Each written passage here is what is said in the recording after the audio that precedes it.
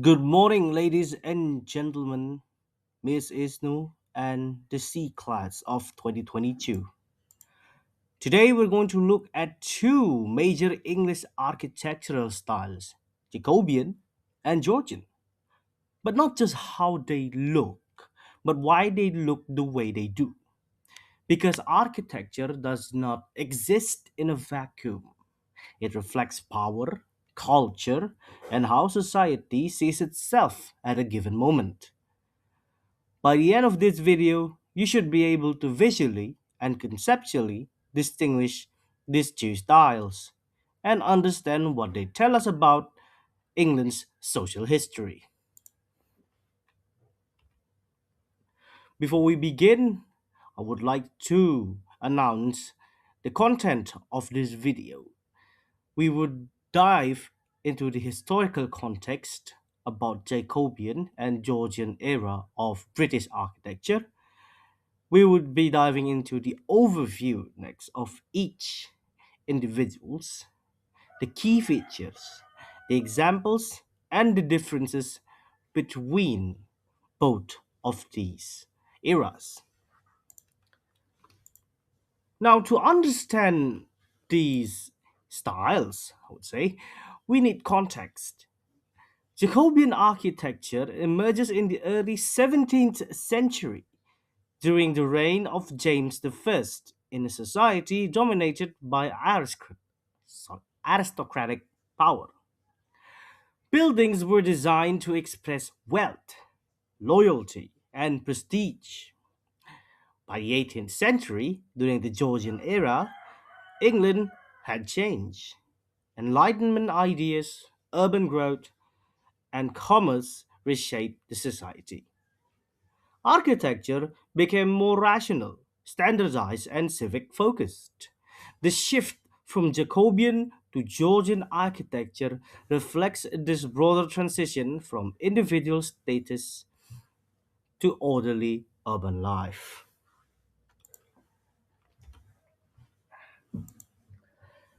Now, the Jacobean architecture is expressive and highly decorative. Common features found in the era include step gables, tall ornaments, chimneys, mullioned windows, and richly detailed facades. These buildings are often mix medieval English planning like great halls and long galleries with Renaissance decorative elements. The goal was not restraint but visibility, as Jacobean buildings were meant to impress both inside and outside.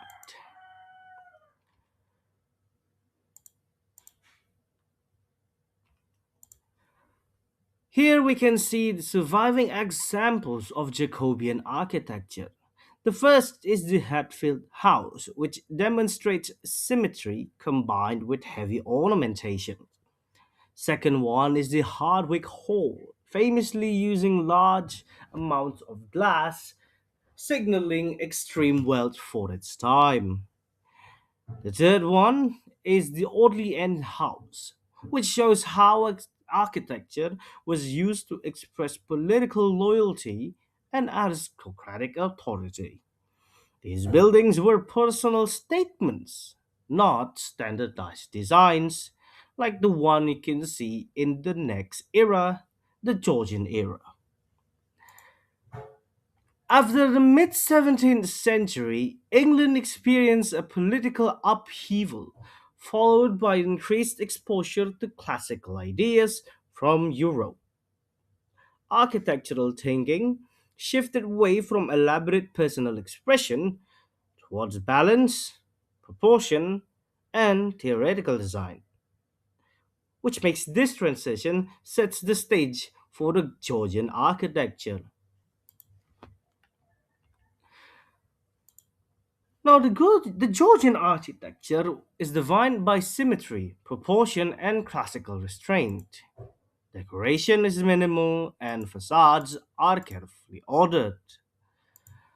Features include sash windows arranged in even rows, central doorways with fanlights, and classical columns or pediments.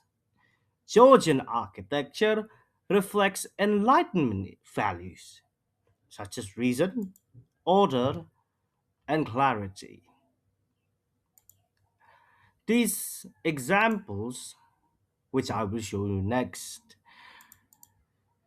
highlights the Georgian principles in practice. The first one is the Royal Crescent in Bath, shows Georgian design at an urban scale, where buildings work together as a unified composition. The second one is the Chiswick House, which reflects the Palladian ideals of balance and harmony. The third one is the Somerset House, which demonstrates Georgian architecture's civic role, designed for public institutions rather than private status display. Now, to summarize the contrast, Jacobean architecture emphasizes in the individuality, ornament, and aristocratic status. Georgian architecture, however, prioritizes uniformity, proportion, and civic order. One reflects a society centered on elite power, and the other reflects a society shaped by urbanization and modern governance. Now, these styles continue to shape how we experience English cities and landscapes today. Georgian planning influences the walkable urban environment, while Jacobean country houses define cultural heritage and historical identity. More importantly, they show how architecture responds directly to social values. In the end, Jacobean and Georgian architecture are more than visual styles. They are records of how English society understood power, order, and community. By learning to read these buildings, we learn how history is written into the built environment. Now, for those who are interested in reading more about Jacobean and Georgian era of British architecture, here are the references that are used in this video. Make sure to like, subscribe, and I'll see you next time. Thank you for your attention and goodbye.